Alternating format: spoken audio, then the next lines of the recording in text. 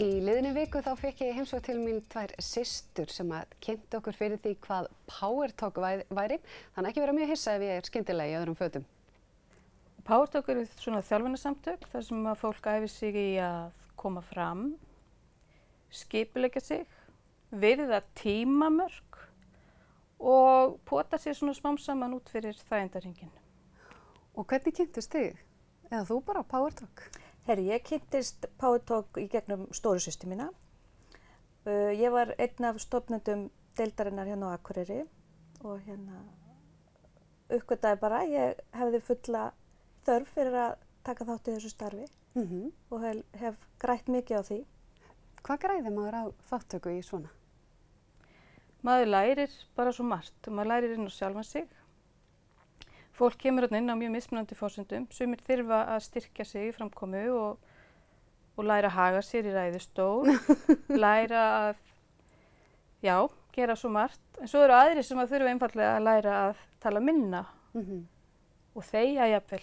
Nákvæmlega. Og vita hvernig þeir eiga að biðja orðið.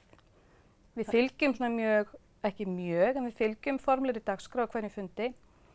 Þar sem og við reynum þá að fylgja henni vel, bæði hvað varðar tímamörk og annað sem við ætlum að gera. Og það mjög lærdómsríkt. Hvað hefur þetta starf gefið þér? Þetta hefur gefið mér aukaöryggi að tjá mig, opinberlega, eða þar sem ég þarf að tjá mig, hvort sem það á foreldrafundi í skólanum eða í vinnunni. Ég til dæmis hélt fræðslu á ensku fyrir árið síðan í Hofi sem ég hefði sennilega aldrei gert ef ég hefði ekki verið búin að taka þátt í þessu. Þetta hlýtur að skipta máli að það stoppi mann ekki við að gera það sem mann langar til að gera það að eiga erfitt með að koma fram. Er það ekki? Jú, og að leggja ekki í það. Já. Við höfum heyrt margar sögur af því að fólk sem hefði ætlað að halda ræðu í brúðkaupsveislu hjá dóttur sinni eða í 50 afmæli hjá systur sinni eða eitthvað. Þannig að bara yfirstíga þetta og vegna þess að það geta allir gert þetta. Þú þarf kannski bara aðeins að æfa þig og fá smá leiðsögn. Já, það sérstaklega það er alltaf lægi að vilja ekki gera þetta en að vilja það og bara geta það ekki, að treysta sér ekki í það. Það alveg hrikalega leiðilegt. En fyrir hverja svona félagskapur og þetta víða land, hvernig virkar þetta? Herri, þetta bæði fyrir karl og konur, allir velkomnir. Það eru 7 deildir starfandi í dag á Selfossi og höfuðborgarsvæðinu. Svo eina á Patreksfirði og svo erum við hérna á Akureyri. Starfið að byrja núna í næstu viku, fyrstu fundir og það eru, eins og ég segja, allir velkomnir að koma á fund og það engin skuldbinding þó þú kíkir inn og þú mátt koma eins oft og vilt en síðan gengur í samtökin og tekur þátt í starfinu á þínu forsendum. Þannig að eins og alltaf gaman að þú tala nú þá sem að þurfa síðan að læra að þegja.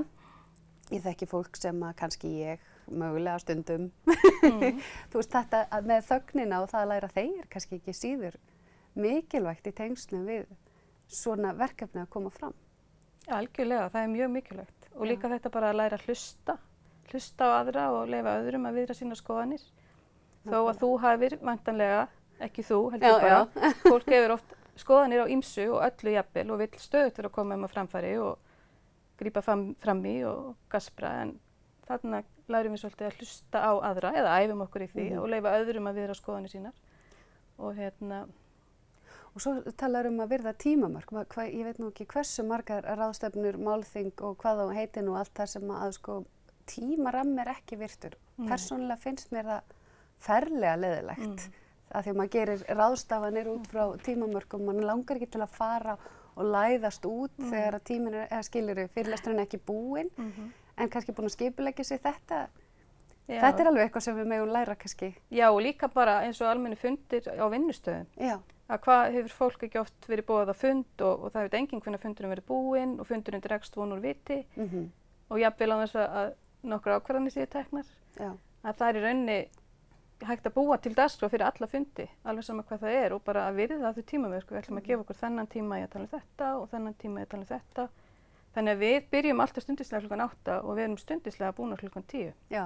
Og það tímavörður með klukku og það slegið í glasi. Fólk eitthvað að hangsa og lengur en upphaflega var lagt. Þannig að við reynum að standast tímamörkin. Getið þið sagt mér kannski frá einhverjum, það má alveg vera nafnlaust, bara munið eftir einhverjum sem að þið hafi sjálfar fylgst með, svona fyrir utan ykkur sjálfar, sem að þið sáuð blómstra með þáttöku í þessu? Já, mér veist nú bara nánast allir sem að ég hef hitt og tekið þátt í þessu starfi með, hafa blómstrað einhverju leyti. Og það er svo ótrúlega skemmtilegt einmitt þegar að fólk talar það, að bara, vá, sko loksins braust ég út. Og ég þekki góða konu sem að, ég var reyndar ekki í samtökunum með hana þegar hún byrjaði, en ég mitt horfði bókstaflega á hana blómstra og stíga út fyrir þægindaramann á ótrúlega mörgu sviðum. Fara í nám og gera svo margt annað sem hún hefði aldrei gert. Svo kannski ekki síður gaman að hjálpa öðrum til þess að blómstra. Er það ekki gefandi? Jú, mjög svo. Þetta náttúrulega byggt á jafningjafræðslu. Við erum allar inni bara okkar forsendum og erum að miðla. Og meðal annars eitt af því sem við gerum að við gefum hvort öðru mat. Eftir verkefni þá setjumst við niður og förum yfir hvað þú gerði vel og hvað þú hefur getað gert betur.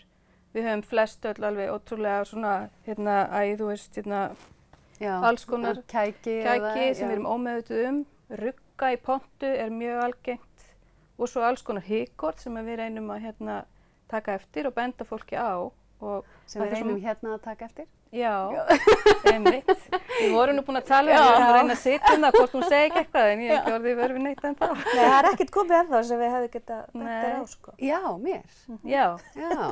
Já, því það er ofsalega margir sem segja sko, sem sagt, þú veist, á þess að vera nokkuð meðvitaður það. Það er algjörlega rétt. Þannig að þegar einhver að fylgjast með þér og getur bentir síðan á, þá maður leið og maður meðvitaður það, þá eru meiri líkur á því að maður ná að losa sig við það til dæmis. Algjörlega, ég er bara svo heppin ég get horft á mig í vinnunni sjálf og bara, ég segi of mikið, Já, þetta getur ekki betur. Já, nákvæmlega. En hvernig, ef að fólk hefur áhuga á því að koma til ykkar og taka þátt, hvernig að það komast í samband við ykkur? Já, við erum með heimasíðu, powertalk.is og síðan erum við líka á Facebook. Eins og ég sagði áðan, þá eru fundirnir að fara af stað núna í september. Yfirleitt eru þetta 2 fundir í mánuði sem eru í gangi og þú mátt bara kíkja. Já. Þú mátt bara koma. Allir. Já. Allir velkomnir á alla fundi, það er öllum velkomin að kíkja við bara. Og þið tekið vel á móti fólki? Við tökum vel á móti fólki, já. Yndislegt að fá ykkur og gaman að heyra af þessu verkefni og þessu starfi. Já, takk fyrir. Takk fyrir að leiða okkur að koma. Þó það nú veri. Og við höldum áfram í föstudagsþættinum eftir augnablik.